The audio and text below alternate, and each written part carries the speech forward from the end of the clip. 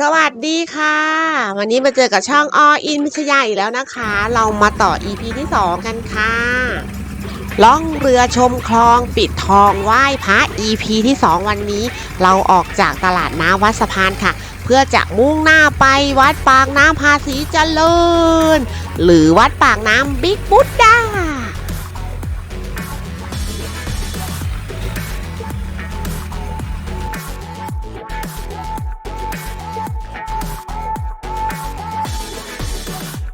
เรือจะล่องไปตามคลองบางน้อยนะคะ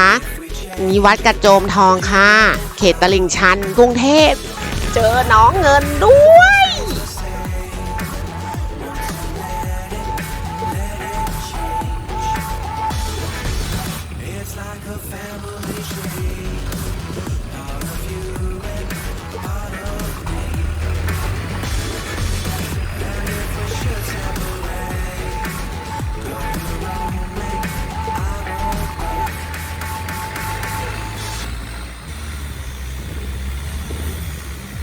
เรือกำลังลอดใต้ถนนราชพฤกษ์นะคะ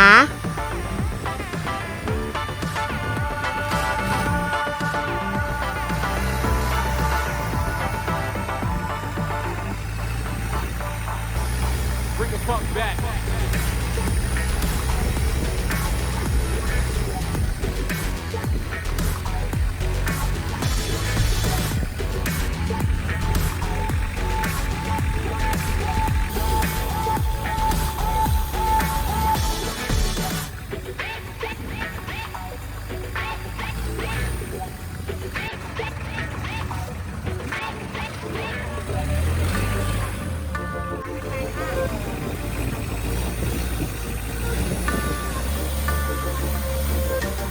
วัดที่เห็นสีแดงๆนี้คือวัดเกาะนะคะ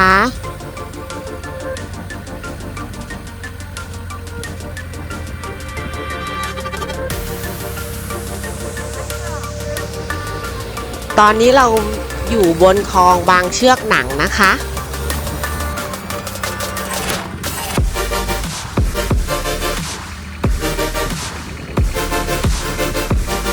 เรากำลังจะผ่านวัดปากน้ำฝั่งใต้ซึ่งอยู่ตรงข้ามกับวัดปากน้ำฝั่งเหนือนะคะ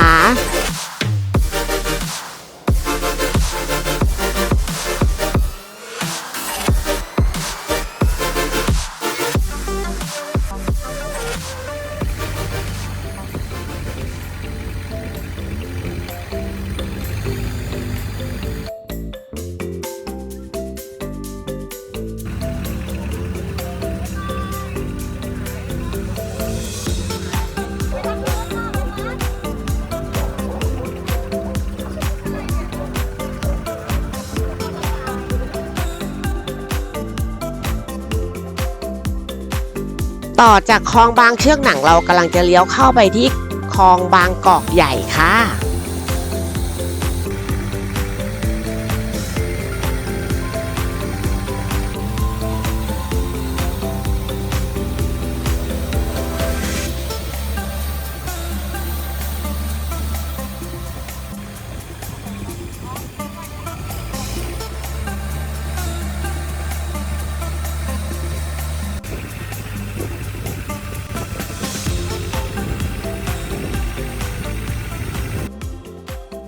ที่เห็นอยู่นี้คือวัดคูหาสวรรค์วรวิหารค่ะ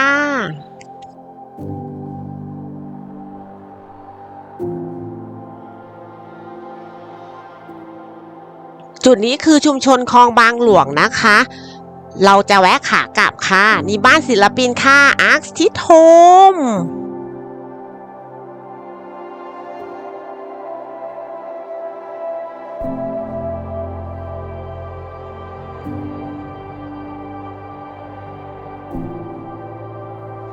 นี่คือตลาดน้ำคลองบางหลวงนะคะณวันที่พินไปนั้น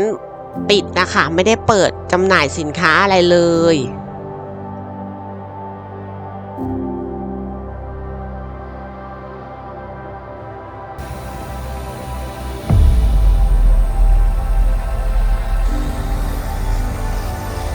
เรากำลังลอดใต้ถนนเพชรเกษมค่ะ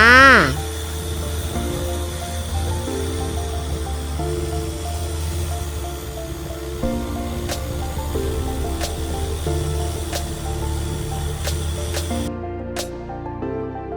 วัดนวลนรดิตไม่ได้อยู่ในโปรแกรมนะคะ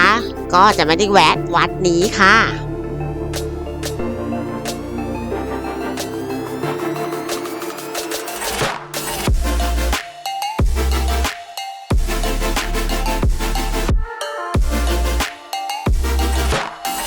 เดี๋ยวขากลับเราจะมาแวะไหว้หลวงปู่โตะนะคะที่วัดประดู่ชิมพีค่ะ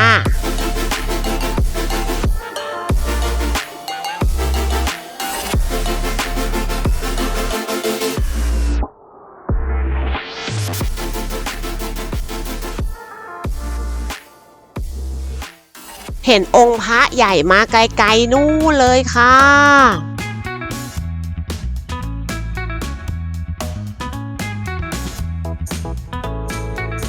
จุดเด่นและจุดสำคัญของวัดปากน้ำภาษีเจริญก็คือองค์พระใหญ่นะคะนามว่าพระพุทธธรรมกายเทพมงคลตั้งตระหง่านสูงถึง69 เมตร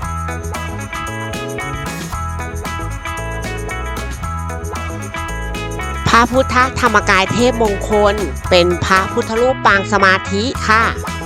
องค์ใหญ่ตระหง่านสีทองงดงามมากค่ะ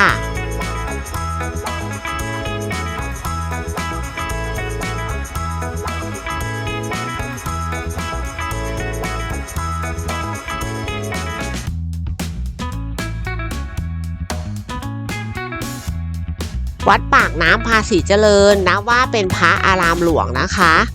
เป็นวัดโบราณสร้างมาตั้งแต่สมัยกรุงศรีอยุธยาตอนปลายเลยค่ะ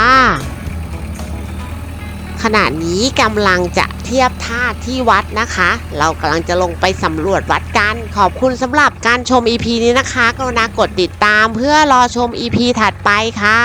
ขอบคุณค่ะ Thank you for watching. See you next EP. Bye bye.